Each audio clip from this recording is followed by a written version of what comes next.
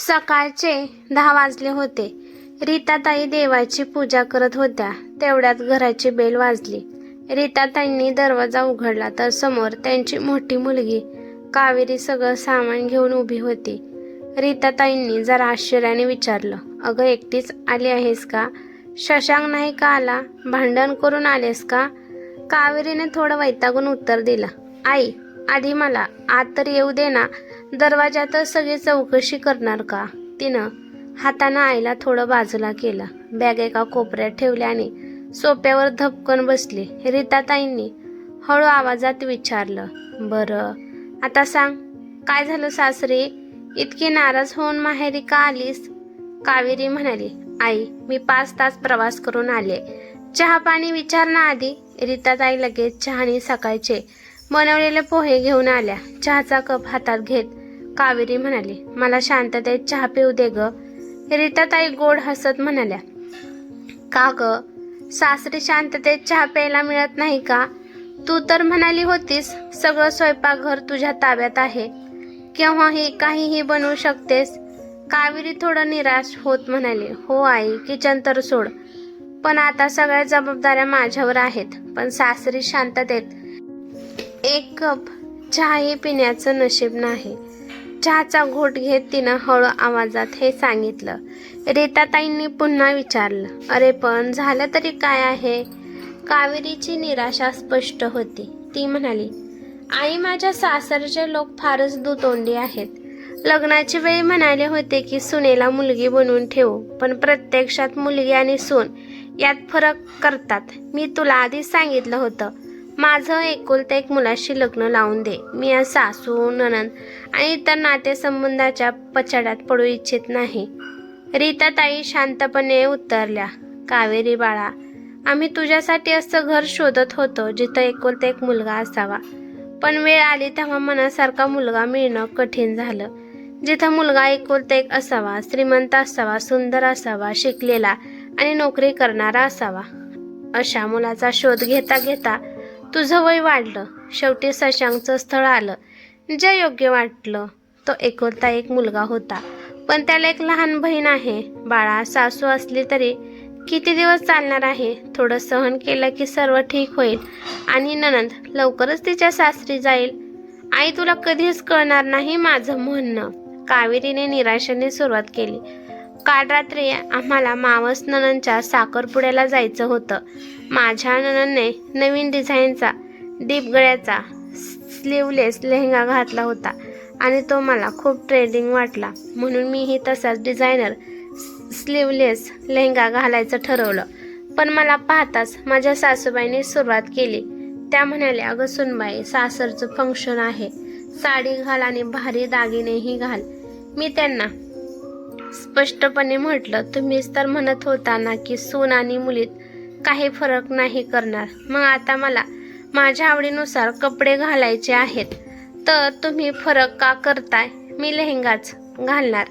मला रडायला येत होतं. शशांक मात्र शांतपणे म्हणाला, घरातले मोठे सांगतायत ना की सासरच्या फंक्शनमध्ये मर्यादेने कपडे घालावेत, तर साडी घाल ना. हे ऐकताच मोठा वाद झाला.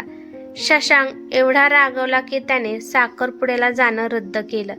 मी आणि शशांक दोघेच घरी राहिलो आणि सासू सासरे नणंद सगळे तयार होऊन साखरपुड्याला आनंदाने गेले.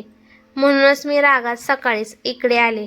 तेवढ्यात रीताताईंचा फोन वाजला. दुसऱ्या बाजूला शशांक होता. हॅलो आई, कावेरी पोहोचली का व्यवस्थित? शशांकने काळजीपूर्वक विचारलं. रीताताई शांतपणे बोलू लागल्या, हो कावेरी व्यवस्थित पोहोचली आहे. पण बेटा, एका ड्रेससाठी कावेरीवर इतकं रागवणं योग्य नव्हतं. तुम्ही सगळे शिकले सवरलेले आहात, तरी घरच्या सुनेला तिच्या आवडीनुसार कपडे घालू देत नाहीत. असं करा, तुम्ही कावेरी सोबत वेगळं राहा. शशांक शांतपणे उत्तरला, आई कावेरीला तिच्या सासरकडून काहीही त्रास नाही. ती उगाच छोट्या गोष्टीवरून भांडण असते. जर ती साडी घालून साखरपुड्याला गेली असती तर काय फरक पडला असता?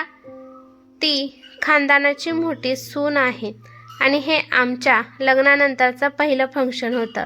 स्लीवलेस लेहंगा ती दुसऱ्या कुठल्याही फंक्शनला घालू शकते. शशांकचा स्वर थोडा कठोर झाला. आपली मुलगी ही उद्या कुठल्या तरी घरची सून होईल. तिलाही त्या घराच्या मर्यादा पाळाव्या लागतील.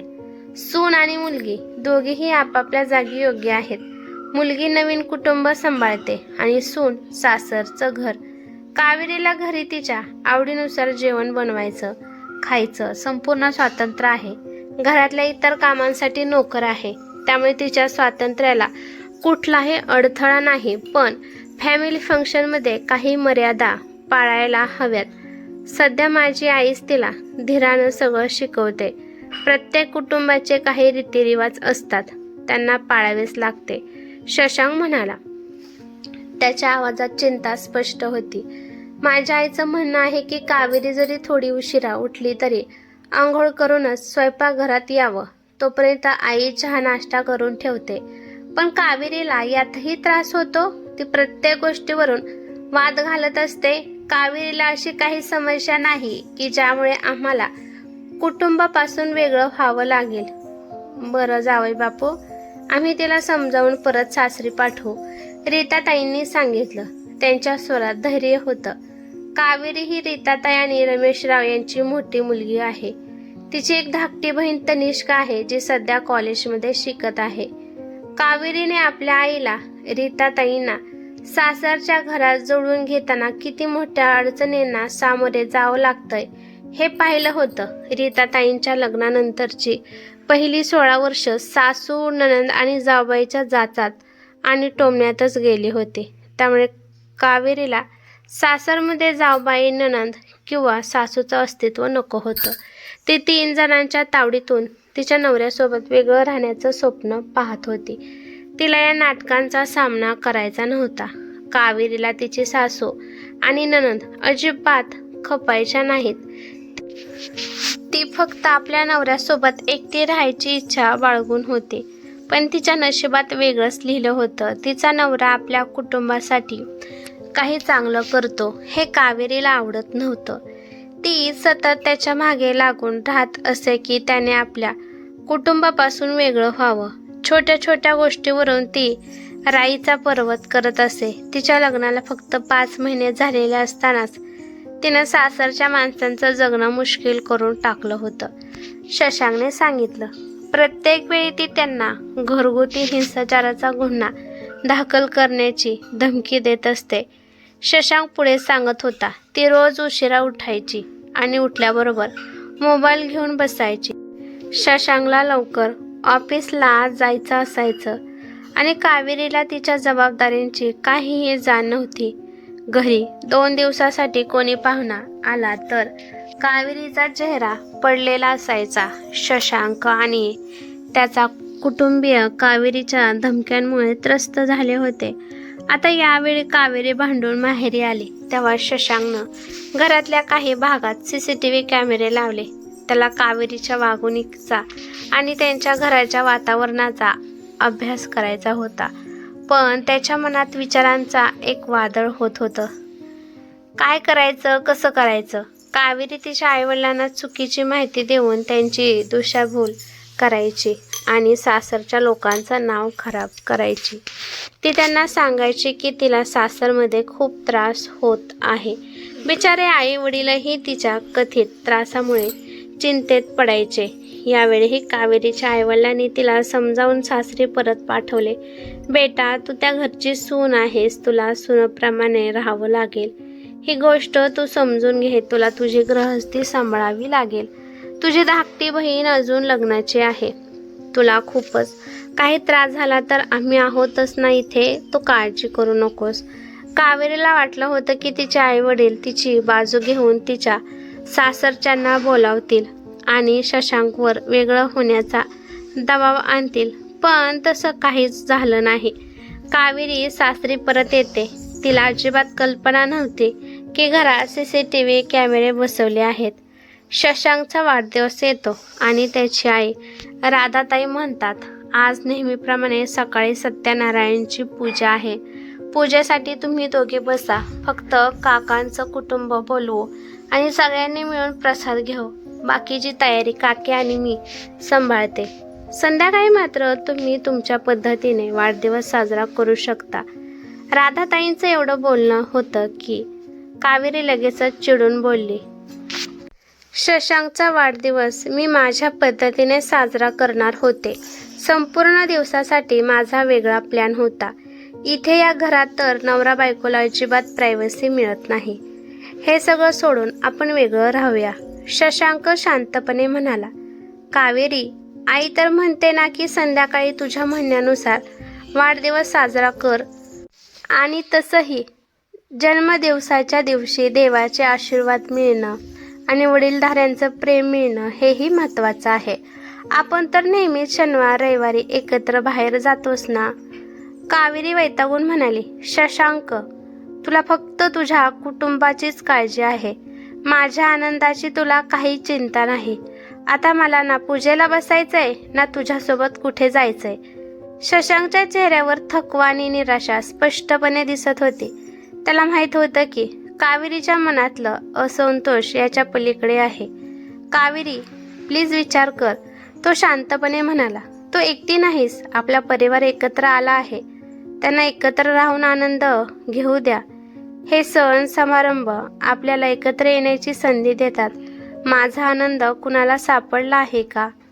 कावेरीने तिखटपणे उत्तर दिलं. तुला माहिती आहे, मी किती वेळा तुम्हाला सांगितले की मला हे सगळं आवडत नाही. शशांकने थोडा श्वास घेतला आणि त्याला स्पष्टपणे समजलं की यावर योग्य उत्तर देणं किती कठीण आहे. कावेरी, तुझा त्रास मी समजू शकतो, पण तुझ्या विचारसरणीला थोडा बदल करायला हवा. कुटुंब एकत्र असताना या गोष्टीचा आनंद घ्या. पण कावेरी काहीही ऐकून घ्यायच्या मनस्थितीत नव्हती. ती पाय आपटत आपल्या खोलीत जाऊन दरवाजा जोरात आपटते. शशांक संतापून म्हणतो, कावेरी, हे काय वागणं आहे? तू वडीलधाऱ्यांसमोर असं कसं वागू शकतेस? लहानशा गोष्टीने आता मोठं रूप धारण केलं. कावेरीने रडून मोठं रूप धारण केलं. कावेरीने रडून रडून आपल्या आई वडिलांना फोनवर चुकीच्या गोष्टी सांगितल्या आणि त्यांना सासरी बोलवून घेतलं. कावेरी ओरडून सांगते, पहा ना आई बाबा, या घरात माझ्या भावना कुणालाच कळत नाहीत. शशांकला सांगा की तो या घरातून वेगळं होऊन माझ्यासोबत राहायला, नाहीतर मी त्याला घटस्फोट देईल. कावेरीचे वडील म्हणतात, माझी मुलगी इतकी दुःखी आहे. जावई बापू, नक्की काय चाललंय? शशांक शांत स्वरात उत्तर देतो, आम्ही तिचं काय वाईट केलंय? तिला कुटुंबासोबत राहायचं नाहीये. ती सतत वेगळं होण्यासाठी दबाव टाकते, जेव्हा की तिच्याशी कुठलीही वाईट वागणूक झाली नाही. खरं तर आम्हीच तिच्या वागणुकीमुळे त्रासलो आहोत. घरातले CCTV कॅमेरेच हे सिद्ध करतील. आता कावेरीच्या आईवडिलांनाही सत्य समजणार होतं. शशांकने CCTV फुटेज सर्वांसमोर दाखवले, ज्यात कावेरीचं बेजबाबदार आणि चुकीचं वर्तन स्पष्टपणे दिसत होतं. हे बघून कावेरीच्या आईवडिलांना धक्का बसला. तिच्या वडिलांनी गंभीर स्वरात सांगितलं, कावेरी, आम्हाला तुझ्याकडून असं काही अपेक्षित नव्हतं. तू चुकीचं वागलीस आणि प्रत्येक वेळी आपल्या पती आणि सासरच्या लोकांना चुकीचं सिद्ध करण्याचा प्रयत्न केलास. ते पुढे म्हणाले, बेटा, एक गोष्ट स्पष्टपणे समजून घे. तू या घराची सून आहेस आणि सूनच राहशील. हे तुझं घर आहे, तुलाच ते सांभाळावं लागेल. लहान सहान गोष्टीवर भांडणं योग्य नाही. तुझ्या सासरच्या लोकांना तुझ्याकडून ही अपेक्षा असू शकते की तू काही जबाबदारी उचलशील.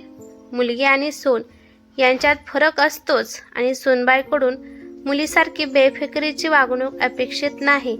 लग्न केवळ अधिकाराचं नसतं, त्याच्यासोबत कर्तव्य आणि जबाबदाऱ्या येतात, ज्या एका सुनेने पत्नीने उचलायलाच हव्यात. जितकं लवकर हे समजशील तितकं तुझ्याच भल्याचं आहे. कुटुंबापासून वेगळं होऊन कोणीही सुखी राहू शकत नाही. कावेरीच्या बाबांनी तिला समजावलं. त्यांचं बोलणं ऐकून कावेरी निशब्द झाली. तिच्याकडे यापुढे काहीच बोलण्यासारखं उरलं नव्हतं. तिने हळूहळू आपली चूक मान्य केली आणि नवऱ्यासोबतच नवऱ्याच्या कुटुंबालाही स्वीकारलं. ही कथा कशी वाटली ते मला कमेंट करून नक्की सांगा. कथा आवडली तर लाईक शेअर नक्की करा आणि चॅनेलवरती नवीन असाल तर चॅनेलला सबस्क्राईब करा.